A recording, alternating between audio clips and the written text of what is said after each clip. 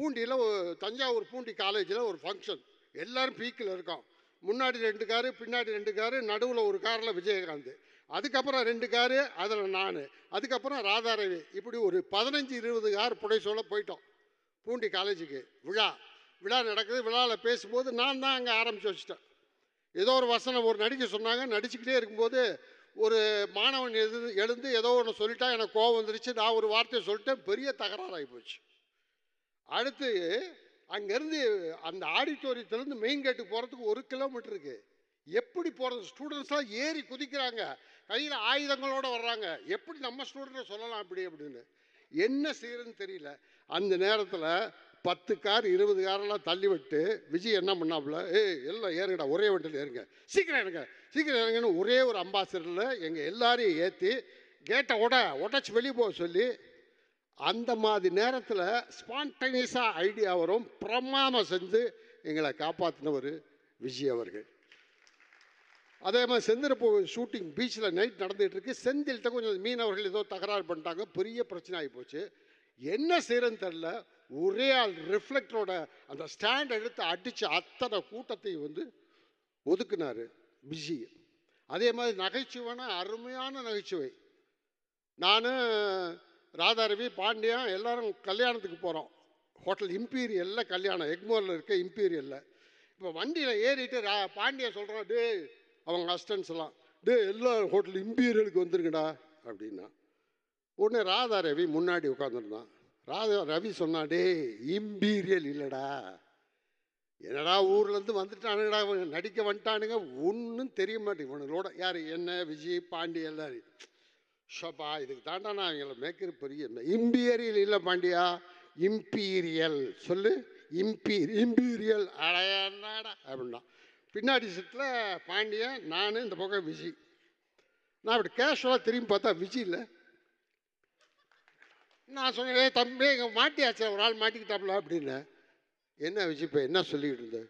அடுத்து என்ன தடவை கேட்பீங்க, அதான்டா நான் சொல்லி பார்த்துக்கிட்டேன். இதை விட ஒரு மென்மை வேண்டுமா? இதை விட ஒரு குழந்தைத்தன்மை வேண்டுமா? இதையெல்லாம் நினச்சிட்டு சந்தோஷப்படுவான். சாதிச்சிட்டாரு, பொது வாழ்க்கையில் சாதிச்சிட்டாரு, திரைத்துறையில் சாதிச்சிட்டாரு, அரசியலில் சாதிச்சிட்டாரு. இன்னைக்கு இங்கே இருக்கிற, உண்மையிலே நான் சொல்கிறேன், இங்கே இருக்க அத்தனை பேரும் உணர்வுபூர்வமாக, யாருமே போலித்தனமாக இங்கே நிற்கவில்லை. உணர்வுபூர்வமாக விஜயகாந்துக்கு மரியாதை நடிகர் சங்கம் செலுத்திக் கொண்டிருக்கிறது. தனக்கு விவரம் தெரிந்த நாளிலே சினிமா மேல் ஏற்பட்ட மோகத்திலே ஒரு 10-15 வயதிலிருந்து முழுக்க சினிமா ரசிகராகி, பிறகு திரைப்படத்திலே நடிக்க வேண்டும் என்று சென்னைக்கு வந்தவர் விஜய் அவர்கள். அவர் வந்த அதே காலத்திலே கிட்டத்தட்ட 46 வருடங்களுக்கு முன்னால் 77-78களிலே நானும் அப்படி ஒரு எண்ணத்தோடு இங்கு வந்து இருவரும் சேர்ந்து நட்பாக பழகிய நாட்கள் தொடங்கியது.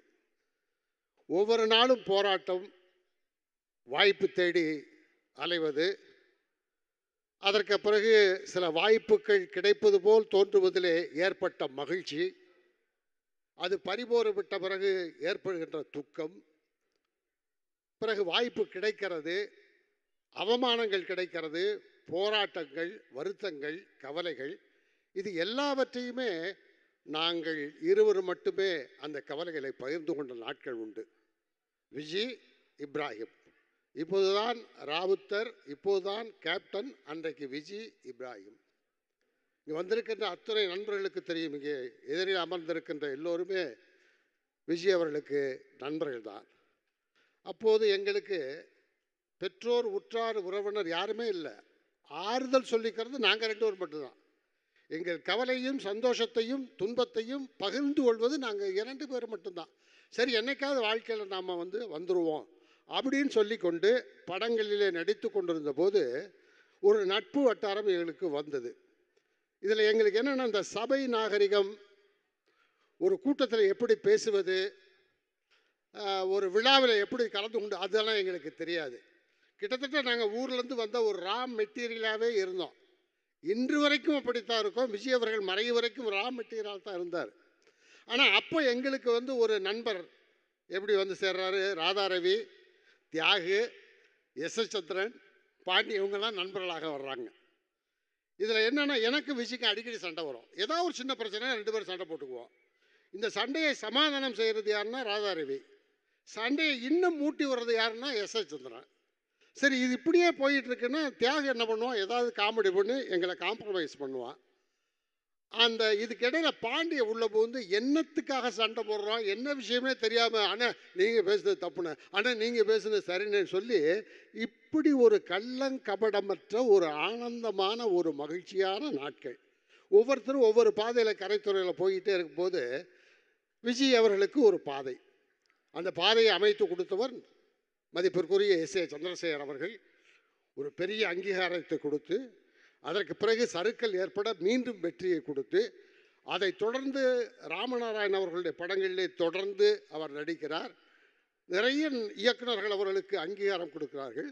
அப்போது திரைப்பட கல்லூரியிலிருந்து ஆபாவணனுடைய குழுவினர்கள் வருகிறார்கள். அவர்கள் வந்த பிறகு திரைப்பட கலைஞர்கள் மூலம், திரைப்பட கல்லூரி மூலம் ஒரு இன்னொரு பரிணாமத்தை அன்பர் விஜய்க்கு அவர்கள் அடையாளம் காட்டுகிறார்கள். ஒரு வெற்றி கோலத்தை போடுகிறார்கள். அந்த கோலத்திற்கு புள்ளி வைத்தவர் நான் என்கின்ற பெருமை எனக்கு உண்டு என்பதை நான் இங்கு மகிழ்ச்சியோடு சொல்லிக் கொள்கிறேன். அந்த வழியில்தான் விஜய் அவர்களுடைய திரைத்துறையிலே ஆபாவனுடைய தொடர்ந்து வந்த அருமை தம்பிமார்கள் ஆர்.கே. செல்வமணி, ஆர். உதயகுமார் அவர்கள், இவங்களெல்லாம் அவருக்கு அவருடைய கிரீடத்திலே வைர கற்களை பதித்தார்கள். இப்படி வாழ்க்கை தொடர்ந்து அவருக்கு வெற்றியிலே போய்கொண்டிருந்தது. அப்போது யார் 2 ஜாம்பவான்கள் கொடி கட்டி பறக்கிறார்கள், கமல், ரஜினி. அதுக்குள்ளே புகுந்து அடித்து ஜெயிச்சு வர்றாரு விஜய். அது மட்டுமல்ல, அதற்கப்புறம் அரசியலிலே ஒரு பக்கம் கலைஞர், ஒரு பக்கம் ஜெயலலிதா அவர்கள், அதுக்குள்ளேயும் புகுந்து அதுக்குள்ளேயும் வெற்றி பெற்றவர் தான் நண்பர் விஜயகாந்த். எனக்கும் அவருக்கும் அரசியல் கருத்து வேறுபாடுகள் உண்டு. ஆனால் இன்றைக்கு வரைக்கும் இந்த மேடையிலே நிற்கிற வரைக்கும் விஜய் அவர்கள் ஒரு அருமையான நண்பர், யதார்த்தமான மனிதர். எங்களுக்கு சப்போர்ட் பண்ணி இப்படி சபைக்கெல்லாம் கூட்டிகிட்டு போகிறது ராதாரவி. ஏன்னா நாங்கள்லாம் ரா மெட்டீரியல் ஆச்சே. நான் ஒரு பக்கம் ரா மெட்டீரியல், பாண்டிய சந்திரன் எல்லாம். ஆனால் அப்புறம் தான் கொஞ்ச நாள் கழித்து தெரிஞ்சது ராதாரவியும் ரா மெட்டீரியல்னு. அது லேட்டாக தான் எங்களுக்கு தெரிஞ்சது. எல்லாருமே அப்படியே முரட்டுத்தனமாக இன்ன வரைக்கும் இருக்கோம். அது என்ன ஒரு பாதுகாப்புன்னா, அந்த ரா மெட்டீரியல் இருக்கிறது பலமாகவும் இருக்கிறது, பாதுகாப்பாகவும் இருக்கிறது. அதனால இனிமேல் அந்த ரா மெட்டீரியலாகவே இருந்துட்டு போகலாம். ஏன்னா மறைவு வரைக்கும் விஜய் அவர்கள் யதார்த்தம். நான் ரா மெட்டீரியல் சொல்வது என்னென்னா, கள்ளம் கபடம் இல்லாமல் நம்முடைய பிறந்த மண்ணிலிருந்து புறப்பட்டு வரும்போது எந்த விஜயகாந்த் பரிசுத்தமான விஜயகாந்த் இருந்தாரோ அந்த பரிசுத்தமான விஜயகாந்த் மறைவு வரை இருந்தார் என்பதுதான். இங்கே நான் என் பக்கத்தில் அவருடைய அன்பு பிள்ளைகள் இங்கே ஏவி பார்க்கும்போது கண்ணீர் விட்டார்கள். அவருடைய மைத்துனர் இருக்கின்றார் சுதீஷ்.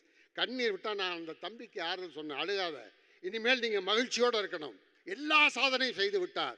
அவர் நோய்வாய்ப்பட்டிருந்த போது பிள்ளைகளாக நீங்கள் எப்படி பார்த்து கொண்டீர்கள்? உங்கள் அம்மா அவரை எப்படி ஒரு குழந்தையாக பார்த்து கொண்டார்? கவலைப்படாதீர்கள், இன்றிலிருந்து மகிழ்ச்சியாக இருங்கள். ஏன்னா ரொம்ப மகிழ்ச்சியான ஒரு ஆள், யதார்த்தமான ஆள். பெரிய நான் அப்படி சிலேடையாக இலக்கணம் படித்து காமெடி பண்ண மாட்டார், இல்லை வார்த்தை ஜாலத்தில் காமெடி பண்ண மாட்டார். ஆனால் ஒரு இலக்கியத்துக்கு இருக்கிற அந்த அறிவும் ஒரு மென்மையும் ஒரு அற்புதமான நகைச்சுவை யதார்த்தமாக மண் வாசனையோடு அறிவுபூர்வமாக அடிப்பார். அவர் எல்லாத்தையும் ஈஸியாக எடுத்துக்கிறவர் விஜய் அவர்கள். அந்த நாள் எனக்கு இப்போ நான் சுகமான நினைவுகளை தான் இனிமேல் வச்சுக்கிட்டு அவரோட மறைவை நம்ம வாத்திக்கணும். ஆகவே அந்த அன்பு பிள்ளைகளுக்கு சொல்கிறேன், மைத்துனருக்கு சொல்கிறேன், வீட்டில் தங்கச்சிக்கு சொல்லிடுங்க, மகிழ்ச்சியாக இருப்போம், எல்லாத்தையும் சாதிச்சுட்டாரு. இனிமேல் அவருடைய மகிழ்ச்சியான நினைவுகளை அசை போட்டுக்கொண்டு உங்கள் வாழ்க்கையில் நீங்கள் வெற்றியை நோக்கி செல்லுங்கள். விஜயகாந்தின் புகழ் வாழ்க. நன்றி, வணக்கம்.